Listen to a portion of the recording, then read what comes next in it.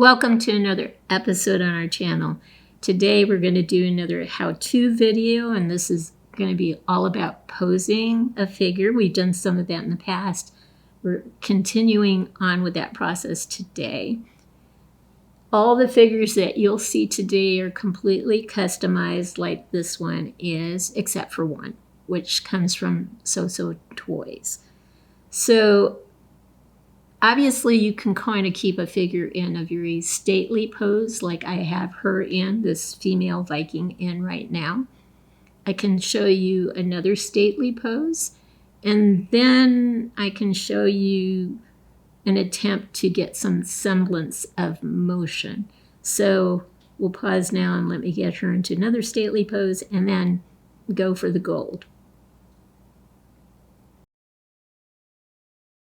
The first pose was very stately. She had her hand on her sword, which she does now, so I haven't moved that at all.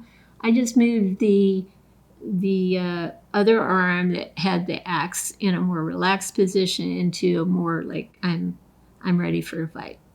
Another stately pose. So we'll pause now and let's see if we can get a little bit more semblance of motion.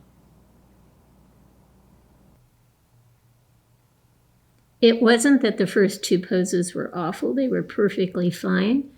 But I think with this particular pose, we have some semblance of motion. And one of the things that you want your figures to do is to speak to whoever's looking at the figure.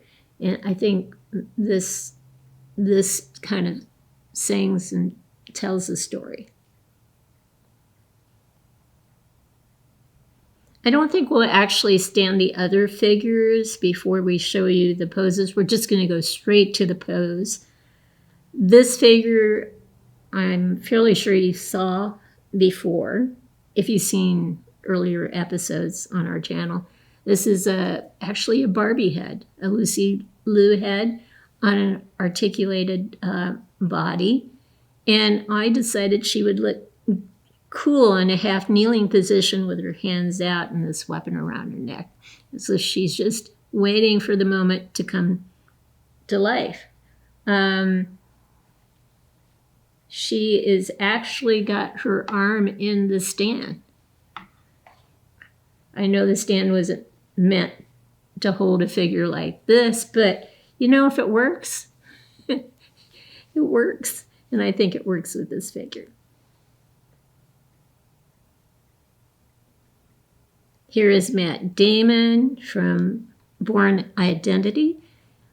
So I just decided to bend one leg, have one leg out straight, and both hands to the side to try to represent some movement here. Just another idea. So everything you've seen so far is a figure I've customized from beginning to end.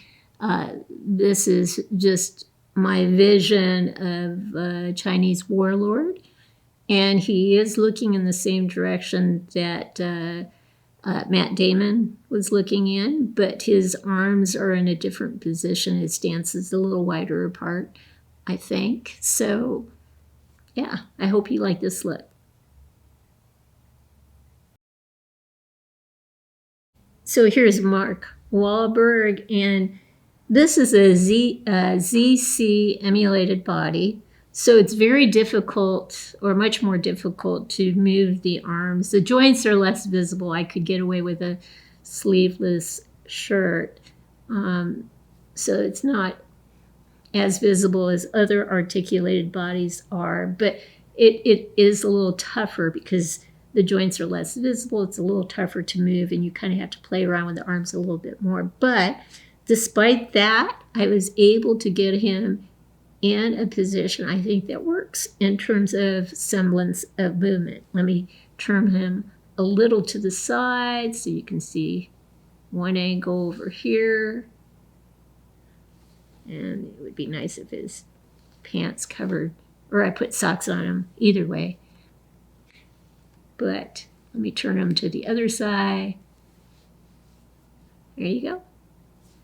And back to the front look. I like that look the best. Semblance of movement. We have to just get that into our heads. It's not just the figure, how cool it looks. Let's see if we can do them justice and strike a pose that works for them.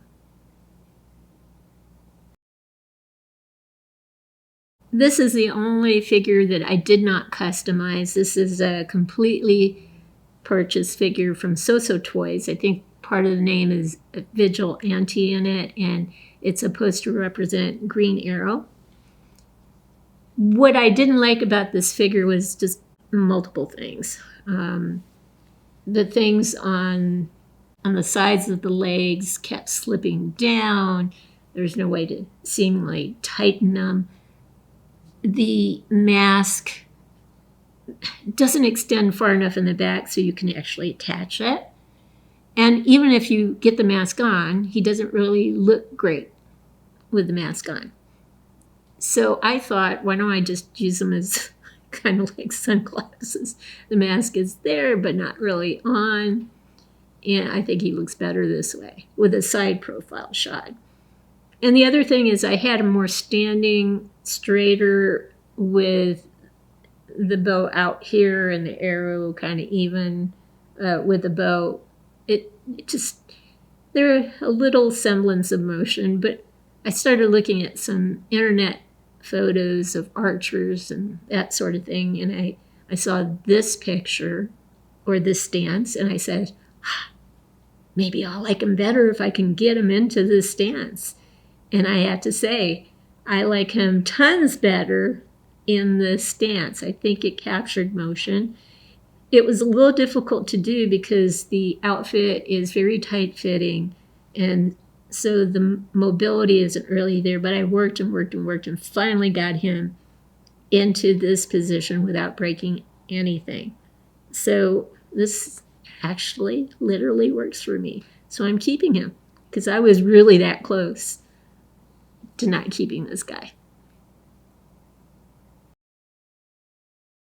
Here's one last look at all our figures.